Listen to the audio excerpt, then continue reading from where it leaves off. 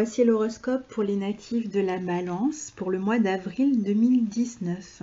Je vous rappelle que ces horoscopes sont généralistes, qu'ils s'adressent donc au plus grand nombre et que pour avoir un horoscope personnalisé, vous pouvez me consulter à l'adresse qui s'affiche au début de la vidéo ou sous la vidéo, sachant que j'ai des délais assez longs, puisque j'ai pas mal de demandes, donc ça peut être à d'autres personnes aussi que vous vous adressez pour faire un horoscope qui serait plus personnel. La carte que vous voyez sur l'écran correspond aux planètes telles qu'elles se situent le 1er avril et votre signe de la Balance se trouve dans la maison 1 et vous voyez où se trouvent les autres planètes ce 1er avril par rapport à votre signe. Évidemment, elles évoluent tout au long du mois d'avril, tel que je vais vous l'expliquer maintenant. Alors, on commence ce mois en parlant de ces planètes qui vont rétrograder. Car en effet, le mois d'avril va être le mois des rétrogrades. Alors, on commence avec Jupiter qui va rétrograder ce mois-ci dans votre maison 3, dans le signe du Sagittaire, et il rétrogradera du 10 avril jusqu'au 11 août. Dans cette maison 3, pendant sa période de rétrogradation, alors certes, Jupiter dans la maison 3 va continuer à mettre l'accent sur votre communication, sur les déplacements, sur les voyages, sur les questions administratives ou juridiques à régler, sur les formations, sur vos relations avec les personnes autour de vous, votre voisinage, vos frères et sœurs, etc. Donc, va vous pousser aussi à une forme d'expansion de votre personne ou de votre travail. C'est-à-dire que Jupiter en 3 permet de passer des entretiens et de les réussir, permet de passer des examens et d'avoir aussi plus de réussite, de prendre du plaisir dans ce que vous allez étudier globalement, pas seulement si vous êtes à l'école, mais ça peut être des formations, des stages, etc. C'est un aspect, une position qui vous pousse à prendre une forme d'expansion sur le plan intellectuel ou au niveau de tout ce qui est apprentissage pratique pour votre vie professionnelle si vous êtes déjà actif. Et pour ceux qui sont à la retraite, eh bien c'est un aspect qui vous permet d'assister à des conférences, de lire, d'aller dans des musées, enfin de continuer à entretenir votre esprit, à vous cultiver. Avec ce Jupiter en maison 3, ça peut être en voyageant aussi, mais les connaissances peuvent venir de toutes sortes finalement d'expériences. Et justement, la maison 3 est une maison d'expérience. Donc, Jupiter qui rétrograde dans cette maison va absolument continuer à vous pousser dans ce sens-là. Pour ceux qui écrivent, par exemple, c'est une période fabuleuse. Pour ceux qui dessinent, qui sont dans la calligraphie, qui écrivent des blogs aussi, etc. C'est vraiment... ce Jupiter en maison 3 est tout à fait bienvenu, évidemment, cette année pour vous. Mais pendant cette période, justement, on est vraiment dans l'aspect pratique. On va se pencher sur les détails. C'est-à-dire que si vous écrivez et vous avez déjà commencé à écrire, ou si vous avez déjà une idée, par exemple, eh bien, vous allez revenir sur votre idée pour... démarrer peut-être la partie d'écriture. Si vous avez déjà écrit le livre, vous pouvez revenir pour le corriger, pour l'affiner. Pareil pour le dessin, pour toutes sortes de compétences que vous allez démarrer, celles que vous allez démarrer maintenant, ce sera justement pour vous permettre une forme d'expansion. Donc vous allez vous rendre compte, ah bien je veux faire, j'ai tel projet, mais il me manque telle compétence. Bon ben alors je m'y mets, je vais suivre une formation. Alors par rapport à la maison 9, la maison 3, elle va plus mettre l'accent sur les compétences. On est moins dans le travail purement intellectuel, les hautes études, etc. La maison 3, elle est plus basée sur un travail, enfin des formations plutôt concrètes, professionnalisantes pour les jeunes. Pour les autres, c'est vraiment un travail qui vous permet de développer certaines compétences dont vous allez pouvoir vous servir de manière pratique. Donc profitez de ce mois et de toute la période de Jupiter rétrograde pour le faire. Pour ceux qui ont des questions juridiques ou administratives à régler, eh bien, vous avez certainement déjà démarré, vous en avez certainement déjà parlé avec les personnes concernées, qu'il s'agisse que vous soyez pris dans des divorces, dans des... quel que soit en fait, hein, il y a des papiers administratifs, des problèmes de visa, des problèmes de papiers si vous devez aller vous installer, etc. dans un autre pays. Toutes ces questions-là, eh bien, prenez ce temps jusqu'au 11 août pour les régler de manière à ce que ce soit fait une bonne fois pour toutes et qu'à partir du mois d'août, vous puissiez enfin être libéré de ces questions-là. Donc là, vous allez rentrer plus dans le détail pendant la période de rétrogradation, c'est-à-dire que vous avez cerné avant de quoi il s'agissait, vous avez peut-être déjà commencé certaines démarches, eh bien là, vous allez approfondir ces démarches pour vraiment faire en sorte que d'ici la fin des rétrogradations, tout soit conclu, terminé, finalisé. Alors ensuite, les deux autres planètes qui rétrogradent vont peut-être avoir un peu moins d'effet quand même sur vous parce que bon, ce sont des rétrogradations qui durent quand même assez longtemps. On a Saturne qui rétrograde du 30 avril au 18 septembre dans votre maison 4. Donc Saturne qui lui touche vos fondations, vos fondamentaux, j'ai envie de dire, hein, votre intériorité, vos racines, votre foyer, votre famille, la relation à la mère. Et donc on a ce domaine-là, ces domaines-là que je viens de citer, qui sont pris, j'ai envie de dire, un petit peu dans un étau, parce que d'un côté, il y a une forme de destruction dans ce domaine-là, et puis en même temps, on essaye de reconstruire, ou alors il y a une sorte de transformation, et en même temps, on essaye de reconstruire derrière, donc on est dans une espèce de double dynamique concernant cette position-là, c'est-à-dire ces aspects-là. Alors, il peut y avoir des questions peut-être, alors vous avez peut-être hérité d'un bien et vous cherchez à le vendre par exemple. Donc, il y a eu des transformations dans la famille, un décès, vous avez hérité d'un bien et puis maintenant il va falloir le vendre. On a d'ailleurs ce mois-ci une conjonction qu'on va pouvoir considérer entre Saturne et Pluton. Donc on est vraiment dans cette période de transformation profonde de vos racines. Certains vont déménager, certains vont devoir vendre donc une maison. Il y en a d'autres qui vont commencer une rénovation de maison, qui vont faire des gros travaux chez eux. Certains qui vont démarrer peut-être une construction, peut-être après avoir rasé une maison et reconstruire derrière. Pour d'autres, ça va être la fin d'une vie familiale qui va donc être reconstruite peut-être avec un nouveau partenaire. Enfin voilà, on a vraiment cette idée à la fois de fin de quelque chose et de renouveau qui commence à apparaître et sur lequel on continue à travailler. Attention dans la mesure où on a aussi le nœud sud ici qui vient ajouter à l'idée de vraiment d'une descente au fond de soi, j'ai envie de dire ici. Il y a vraiment l'idée ici de laisser quelque chose derrière soi du passé, parce que c'est vrai que le Capricorne, c'est aussi le signe du passé, de même que cette maison 4, qui est en analogie avec le signe du Cancer. Donc il y a quelque chose du passé, en fait, dont on doit se détacher pour pouvoir accéder à quelque chose de nouveau, plus proche de ses besoins. Mais il y a des responsabilités qui sont là malgré tout à assumer autour de ce passé. C'est pas dans la légèreté que ça se fait, il y a une forme de lourdeur, de conscience des responsabilités au sein de la famille certainement. Donc voilà. Et puis on a Pluton qui rétrograde aussi dans votre maison 4 du 24 avril au 3 octobre.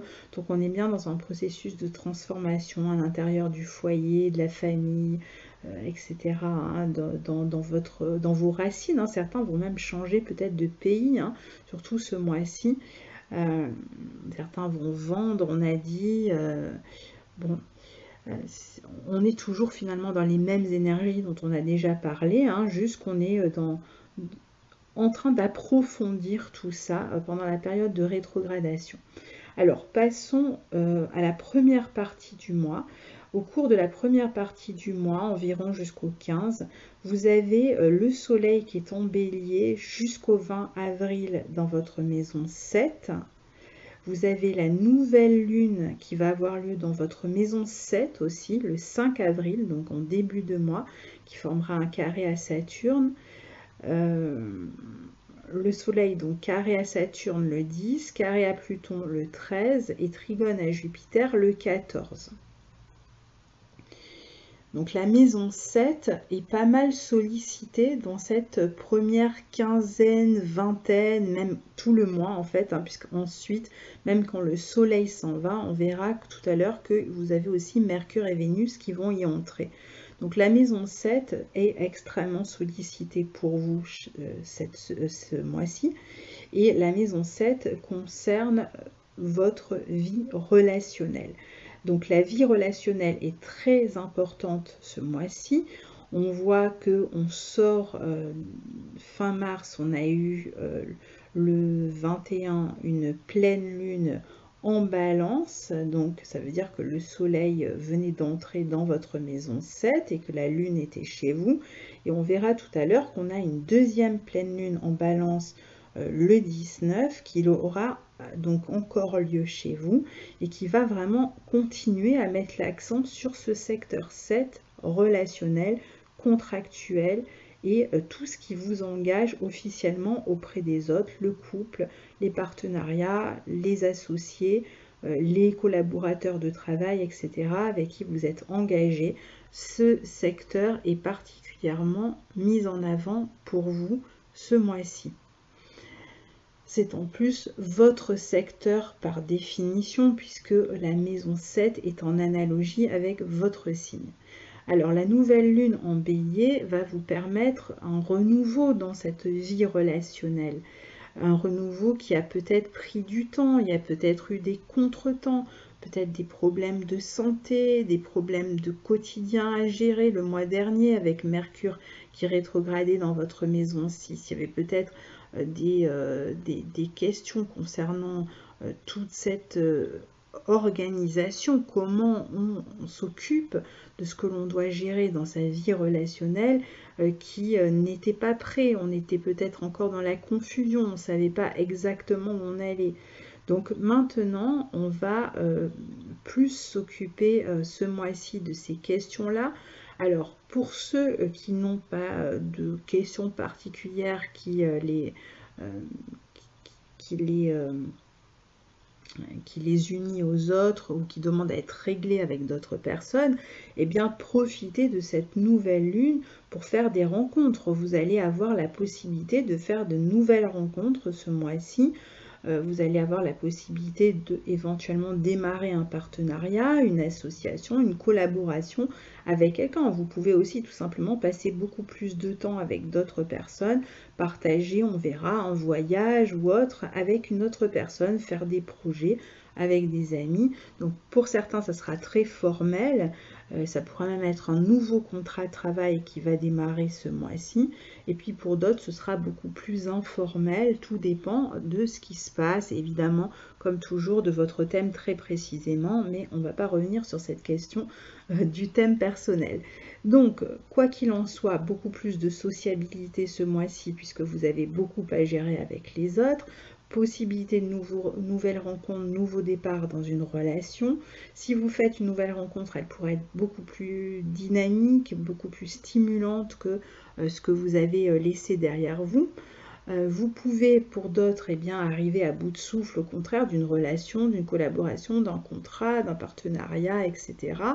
Et soit avoir envie de démarrer une nouvelle collaboration. N'oublions pas qu'on a cette conjonction Saturne-Pluton qui nous parle, on l'a dit tout à l'heure, de reconstruction, c'est-à-dire de destruction et de reconstruction. On a parlé de rénovation de maison.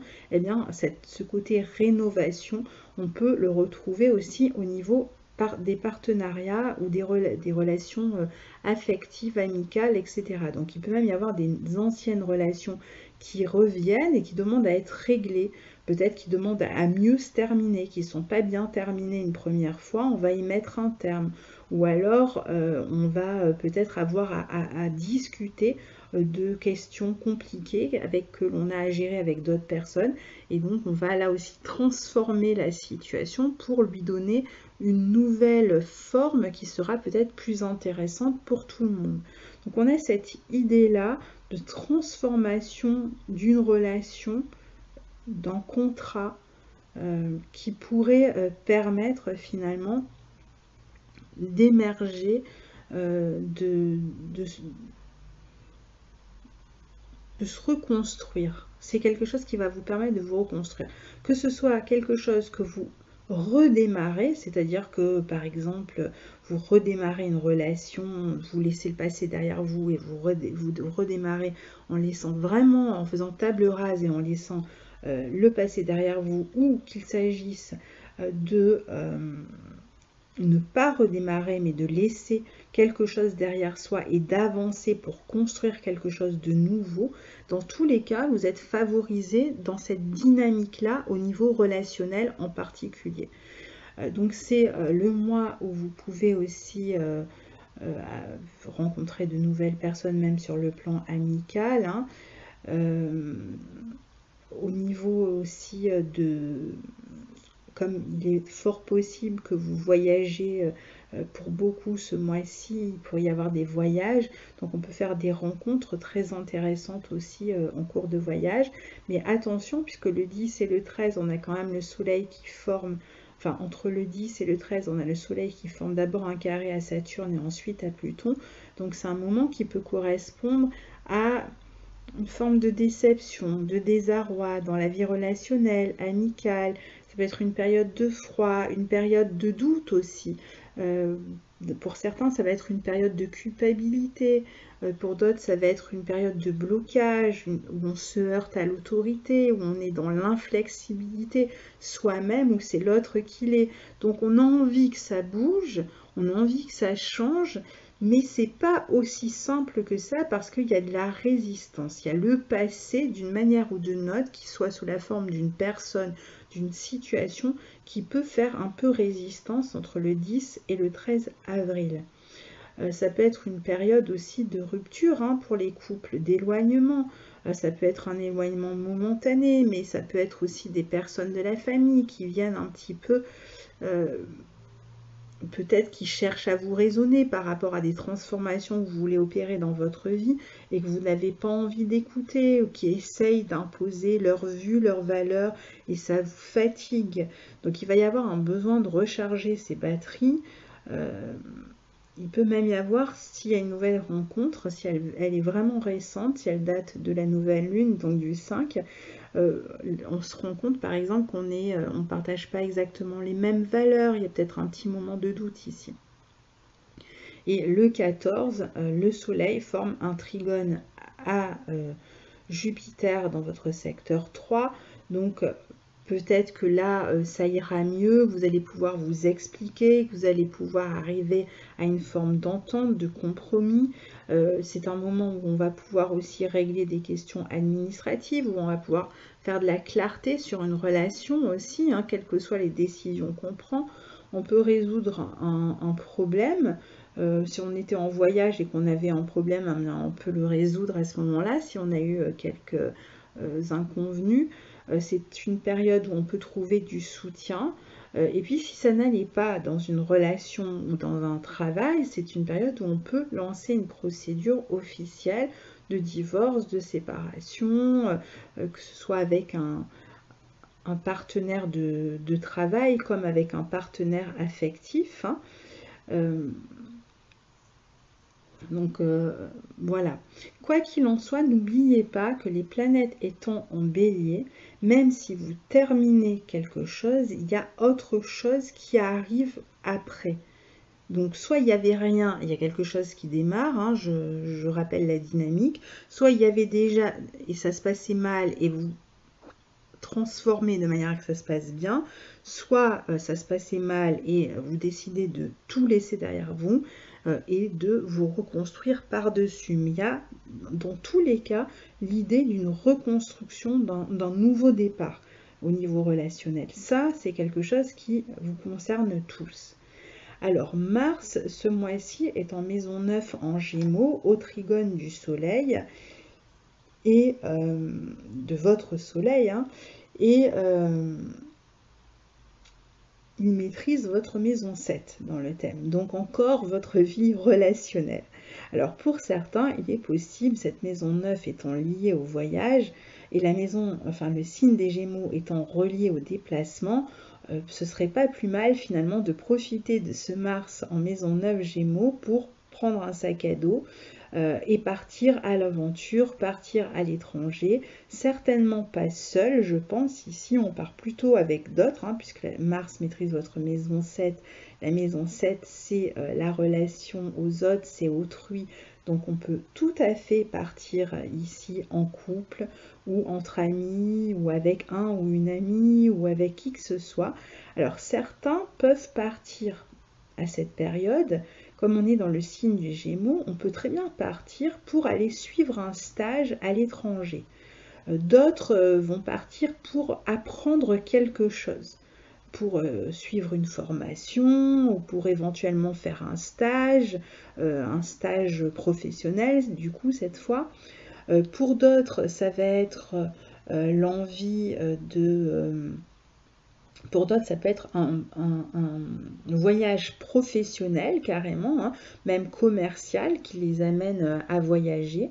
Et puis pour d'autres encore, vous profiterez de ce Mars Gémeaux pour crapahuter, aller visiter tout ce qu'il y a à visiter. Enfin, c'est un peu l'idée, hein, c'est pas un conseil que je vous donne, mais Mars en Gémeaux, il est très curieux, donc il veut tout savoir, il veut tout connaître, il veut parler la langue, il veut bouger dans tous les coins du pays que vous visitez, il veut être allé partout, donc ce sera un bon aspect si vous êtes plutôt du genre à voilà, beaucoup bouger, vous déplacer dans l'espace, si vous avez envie de faire un voyage même un peu physique, à vélo, à pied, voilà, ce genre de délire, eh ben, pourquoi pas, c'est un aspect qui pourrait vous y aider. Alors ça, c'est pour ceux qui voyagent sous cet aspect, qui ont la chance de voyager. Il y a un désir de liberté de toute façon pour tout le monde, il y a beaucoup de dynamisme, hein. Mars est en bon aspect de votre signe, donc il y a du dynamisme même pour ceux qui ne bougent pas et qui sont en formation et qui apprennent et qui sont en train de suivre des études.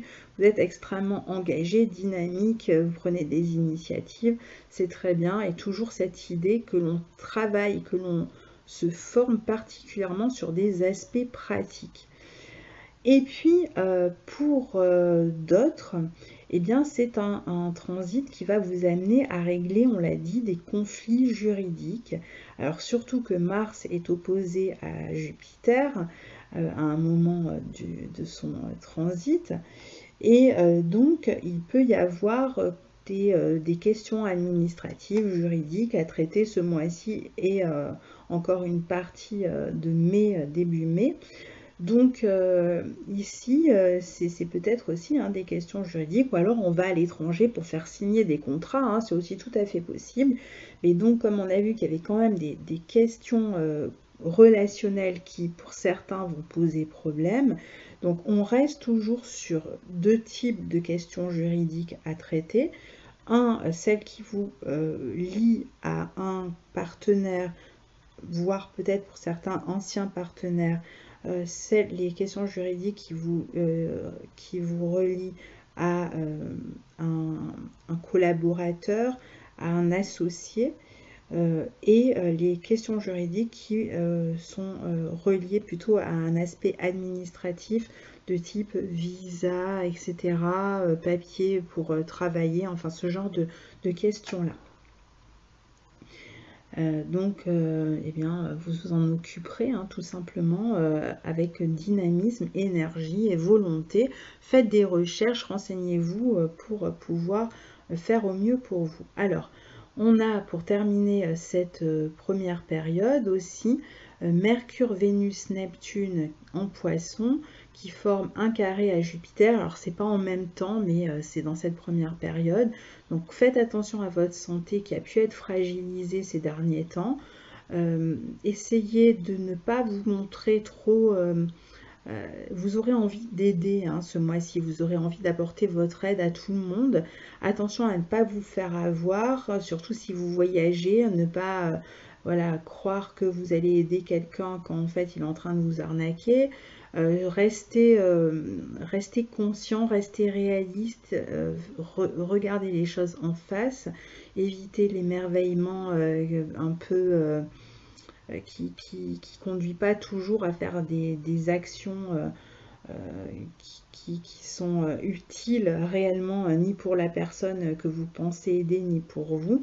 Faites attention aussi si vous voyagez pour des raisons professionnelles par exemple à ne pas vous retrouver dans une embrouille, la confusion la plus totale, surtout si vous organisez des stages avec d'autres personnes, etc. Bon voilà, on est quand même encore dans des énergies un peu floues, donc les stages de groupe qui ont été organisés à l'étranger, c'est pas forcément, vous pouvez tomber sur des gens insatisfaits, malhonnêtes, qui se plaignent, qui vont, voilà, qui vont un peu vous gâcher finalement votre travail. Donc attention à ne pas être trop dans le sacrifice de soi ici, ne soyez pas trop gentil non plus, sachez mettre des limites parce que les autres n'en mettront pas toujours. Et comme vous avez votre maison 7 extrêmement sollicitée ce mois-ci, c'est-à-dire que les autres peuvent essayer un peu de prendre le pouvoir sur vous et ça pourrait être dérangeant. Alors ensuite, on passe à la deuxième période, je vais accélérer parce que c'est déjà long. Alors, donc deuxième période, bon, deuxième période, on a Mercure qui entre dans votre maison 7 le 17, qui va être suivi par Vénus, donc maison 7 encore sollicitée. On a le Soleil qui passe en Taureau le 20 et qui forme une conjonction à Uranus dans votre maison 8 le 22. Et le 27, on a un carré entre Mars, Gémeaux et Neptune en maison 6, Poisson. Donc on est vraiment dans la continuité finalement de toutes ces questions que je viens d'évoquer.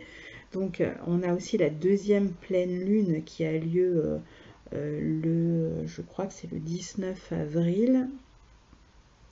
Donc je vous l'ai dit déjà dans votre axe 1-7. Donc deuxième pleine lune dans votre signe qui montre vraiment que vous avez des questions importantes à régler au niveau relationnel. Alors si vous vous séparez d'une personne, si vous vous séparez d'un conjoint, d'un associé, etc., vous aurez certainement toutes ces questions à régler. Alors ça peut être un moment de vérité dans les relations, surtout celles qui pèsent, surtout celles qui posent problème évidemment. Pourquoi une deuxième pleine lune en balance, c'est qu'il y a vraiment quelque chose à régler avec les autres pendant cette période. Donc on y va, on affronte, on pose des limites et on fait attention que les autres ne prennent pas le pouvoir sur la situation. Il va falloir vraiment être capable de parler, de s'exprimer ici. Donc il y a des décisions à prendre qui devaient être prises et qui n'ont certainement pas encore été prises dans ces questions, je n'y reviens pas. Pareil au niveau officiel, juridique, administratif, etc. Là c'est pareil, je n'y reviens pas. Deuxième partie vous amène donc à régler toutes ces questions. Si il y avait un problème avec quelqu'un, il y a de fortes chances pour que cette deuxième période amène une rupture. Pour tous ceux qui hésitaient, qui depuis la dernière pleine lune ne savaient pas s'ils allaient partir ou pas d'une association, d'une relation, d'une amitié, etc., d'un couple, il est fort possible, je parle pour ceux qui étaient dans cette dynamique, n'allez pas croire que vous allez vous mettre à divorcer si tout va bien, c'est quelque chose qui était déjà présent, ça n'arrive pas aujourd'hui, c'est des affaires vieilles là dont on parle. Pareil pour les collaborateurs, les associés et tout, c'est pas quelque chose qui vous foudroie, pas du tout, c'est des affaires dont vous savez exactement de quoi je suis en train de parler si vous êtes concerné. Sinon, si vous ne savez pas de quoi je parle, c'est que ça ne vous concerne pas. Et bien, donc, on a vraiment la possibilité de rompre en fait, hein, ces relations qui ne fonctionnent pas, quelles qu'elles soient. Pareil dans les contrats. Bon. Alors le soleil passe en 8 taureau le 20, où il rencontre tout de suite Uranus, le 22 je crois. Donc il peut y avoir un changement soudain, c'est-à-dire vous prenez une décision soudaine, hein, par rapport à ça traînait, vous balanciez, vous aviez du mal à vous décider, et là vous dites bon, ça suffit, j'arrête là. Donc cette période entre le 20 et le 22 peut être vraiment intéressante pour enfin prendre la décision et se positionner, pour couper avec la situation qui ne fonctionne pas, et pour le faire clairement.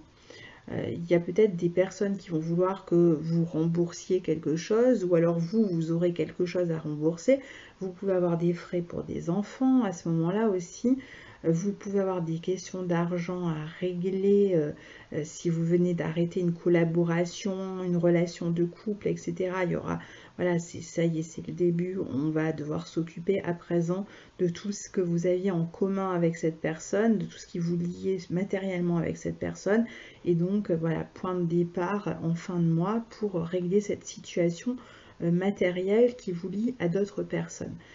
Il peut y avoir un projet qui demande de l'argent, mais à mon avis, il peut y avoir une dépense soudaine là autour du 20, 20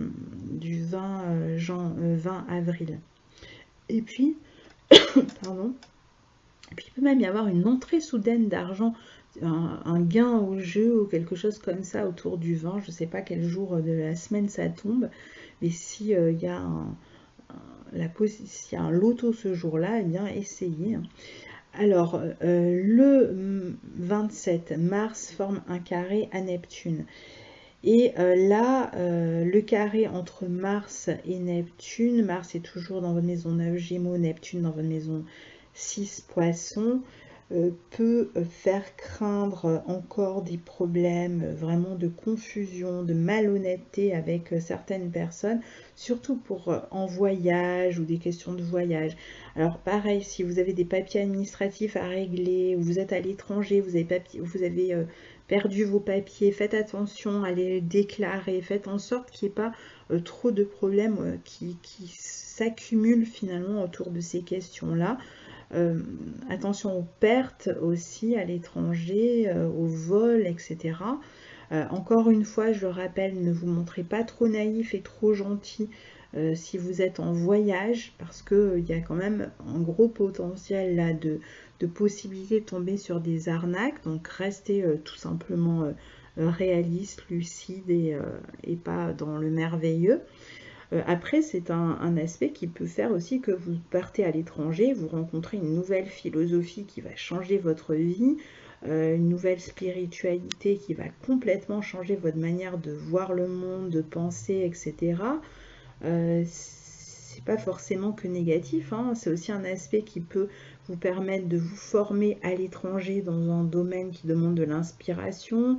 Pour certains, ça va être l'occasion d'aller faire je sais pas moi, du surf, je ne sais où, enfin bref, puisque les activités d'eau, pourquoi pas, hein, pourraient être, et de déplacement en même temps, pourraient être favorisées avec cet aspect.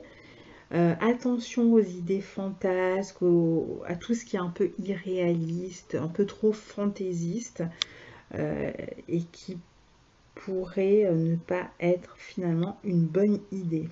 Et puis pour d'autres, il peut y avoir la rencontre d'un homme à l'étranger, un amant, je dirais, hein, et certainement une personne jeune, hein, puisqu'on est dans le signe des Gémeaux. Et donc, il peut y avoir une rencontre comme ça avec une personne d'origine étrangère au cours d'un voyage, éventuellement aussi au cours d'une formation. Et une personne qui après sera une personne qui va rester à distance évidemment, hein, puisque vous n'allez pas rester vivre dans ce lieu où vous aurez fait la rencontre, mais bon, ça peut être une belle rencontre. Donc voilà pour votre mois de avril 2019. Je vous retrouverai très bientôt pour les nouvelles et pleines lunes de ce mois-ci. À bientôt, au revoir.